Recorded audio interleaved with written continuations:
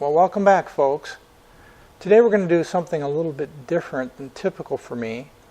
I'm calling this episode Shop Talk number 1, and the thinking behind this is that there are situations from time to time that I might be interested in sharing something with my viewers that might not necessarily be repair, rebuild, restorations of motorcycles per se. In other words, I might have projects that I might be working on or things that people might be interested in seeing, I think, or I might need input from you folks, and that is the situation today. So most of what we're going to talk about today is motorcycle related, and in fact it's all motorcycle related, and it's related to the little Yamaha YL1 100 I've been working on. But I've reached a point where I have to make some decisions, and I want to share with you what I ran into and have a conversation with you about that. And we might diverge from time to time into other non-motorcycle projects, milling, machining, painting, other activities around my shop that may not necessarily be motorcycles. I know that most of you probably watch this channel because it's motorcycle based, and I appreciate that. But many times I get into other things that I think might be of interest to you. So we'll give this a try. If it works for us, fine. If not, that's okay too. This might be the only one. I am interested in feedback and comments on this, as well as I need some input. I'm looking for some input from my viewers on what I'm going to share with you today in terms of the Yamaha YL1 and the decision points I'm at on a couple of things. So we'll get to that in a minute. First thing we're going to do, though, is I'm going to show you a little bit of an agenda that I put together so you know what we're going to talk about today. And then we'll move on into the actual conversation of the items themselves. So now we're going to look at the agenda. There's the agenda for our first Shop Talk number 1. As you can see, the first item on the list, first items actually, are all related to the Yamaha YL1. The ignition lock, the steering lock, left side cover, that is the left engine side cover. And I'm going to get into a little bit of a comparison between the original and the NOS that I bought, replacement, and why I had to buy a new replacement. Paint, that's going to be associated or related to the powder coating I did a few weeks ago. And then I'm curious if folks would be interested in me doing a video, or probably more likely a series of videos on a shop tour, that is a tour of my workshop. People are probably curious about that. I know you've seen quite a bit of it in the background, but we've really never talked about that. So we'll come back to that in a few minutes. So that's the agenda.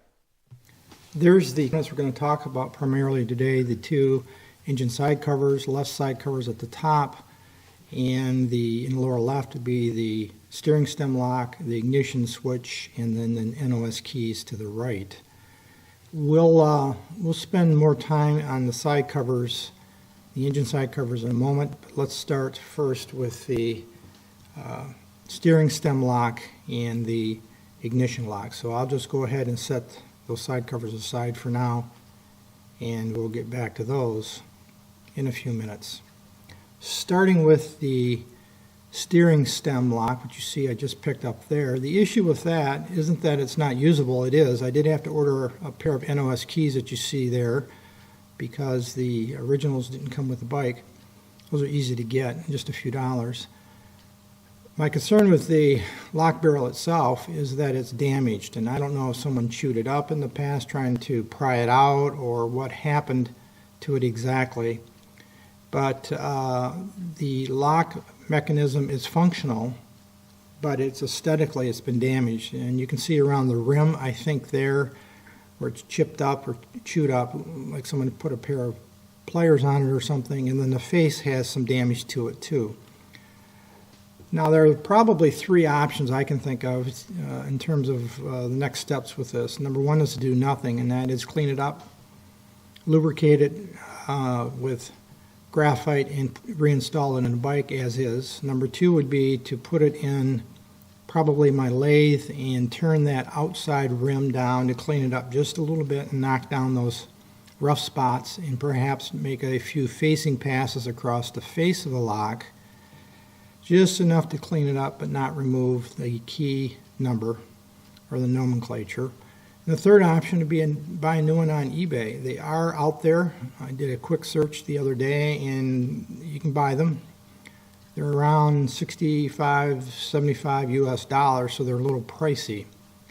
My inclination, and I am looking for feedback here from folks, is to do the second option, that is put it in a lathe, clean up the outside diameter of that outer rim just enough to make it look decent.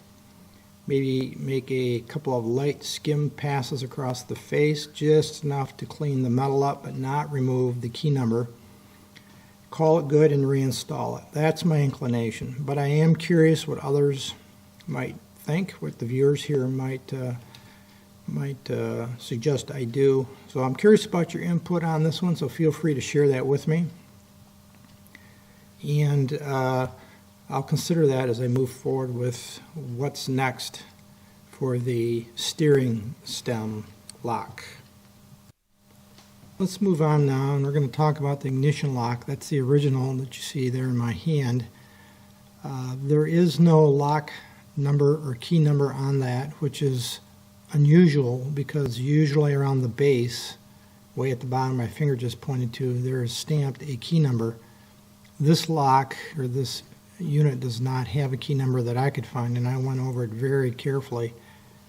So I don't know what key number it uses. I know the steering stem key number and consequently key is not the same, because that set of keys will not work in that lock. I think what I'm going to end up doing here is, unfortunately, I'm going to have to buy a new ignition lock, and again, those are available, readily available on eBay, NOS. A little bit on the expensive side. Again, I think they're around $75 US, give or take a little bit if I recall.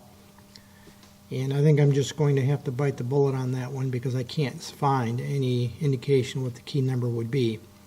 It's in a little rough shape anyway. The face of it, where the key inserts, is a type of plastic, and that is in not very good condition anyway.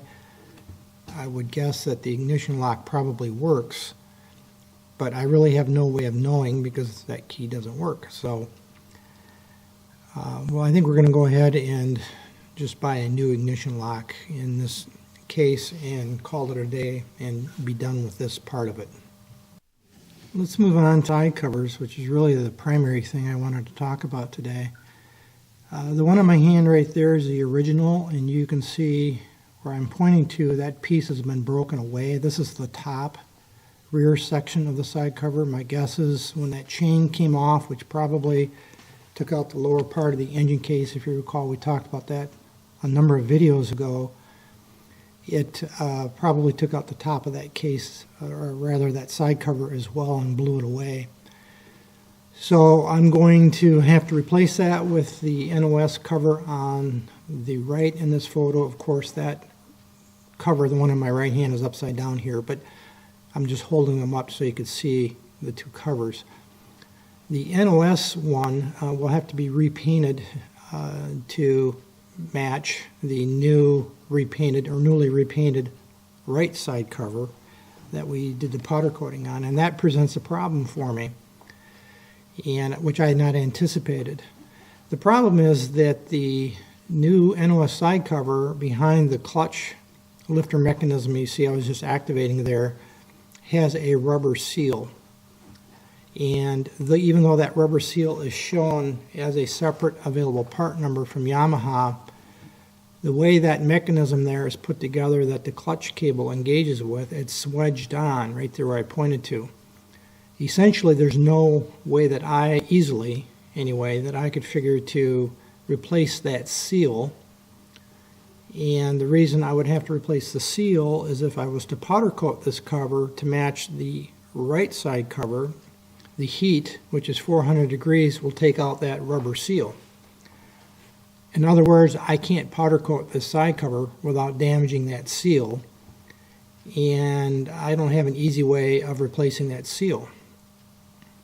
So what I'm going to end up doing here is stripping the powder coat off the right side cover and having to wet coat the right side cover with a spray can of paint, and then I'm going to have to seal it with a matte finish sealer to prevent fuel from damaging the paint. I've mentioned before I'm not a fan of wet coat paint, anything that's exposed to fuel. So unfortunately I'm going to have to backtrack and remove the paint from that side cover you see there. That's the right side cover that I powder coated previously, and wet coat them both, and then top coat that with a fuel resistant matte finish clear, probably a 2-pack paint.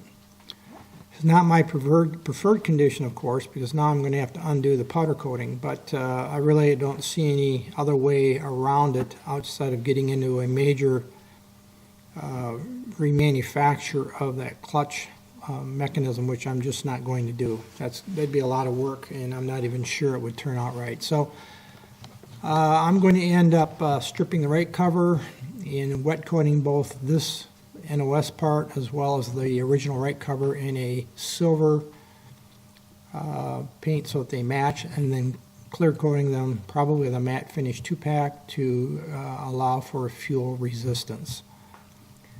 And that was a little surprise for me. I had not anticipated that. I've never seen one of those clutch mechanisms, by the way, that you couldn't take apart. I know on many of the other bikes I've worked on over the years, those are designed in such a way that they can be taken apart and reassembled. This one happens to be swedged or staked together, and that's what's created the problem with removing of the seal. One thing that is different between these two covers, even though they're virtually identical in all other respects and are the same part number, is the original has a grease fitting right here. I've loosened it already. It's just a standard metric grease fitting. That's to allow you to pump grease into the clutch mechanism. There's a drilling that goes all the way through, of course, and comes out way down at the bottom of that. I don't know if you can see it in there, but it's way down in there. The new cover, or the replacement cover, does not have that drilling or the fitting. This grease fitting is still available new, though I wouldn't replace this and I'll reuse it. But you can see the boss is still there in the casting. It just hasn't been drilled through and threaded. So one of the things I'm thinking about doing is installing this fitting here. I won't drill all the way through to actually allow it to be used. It would be for appearance sake and to maintain originality only. I did measure the milling where it was milled here on this. You can see that flat. That's about ½ an inch or 13 millimeter. So what I would do, this is a ½ inch end mill. This happens to be a 4 flute. I would fixture this in my mill at a 45-degree angle, and then I would come in and then just kiss it enough to put that, to duplicate that flat like the original had, and then I would just drill it and tap it. It'd become basically a dummy plug. So I'm considering doing that. The challenge with that isn't really the machining. The challenge is going to be fixturing this in my mini mill and getting it at the right angle and holding it securely so I could just come down and kiss that enough to put that flat on there to duplicate the original. I probably will do that. I've just got to think through how to fixture it properly, because you get one shot at it, you muff it, and you have a problem. It won't look right. So I got to think that through. But that is something I would do here before I would paint this. Well, that's it for this very first edition of a potential Shop Talk series. Let me know if it's something you're interested in. That is a concept. Pro or con. If you like it, great. Let me know that. If you don't, that's okay too. I need to hear that feedback so I know how to plan going forward. I'm very interested in your thinking, what you want to see. So please comment. Appreciate it. Going forward, I think most of you know I'm in semi-retirement, at least those that watch my channel regularly. I work 3 days a week these days, and in about 5 or so months I will be retiring completely. And then I'll have more time. I've got a lot of projects to work on. I think I've got 8 or 10 motorcycles, I forget the exact quantity right now, stored over in my pole barn that are waiting their turn. It's going to take me a while yet to finish up the little Yamaha YL1. I've got a lot of work to do on that yet. So it will be well into the probably spring, if not summer. I can easily see this going into the summer before I finish the Yamaha, because I do only work on it in my spare time right now, of course. Though I have more of that these days than many people, being semi-retired. And as usual, thanks for watching.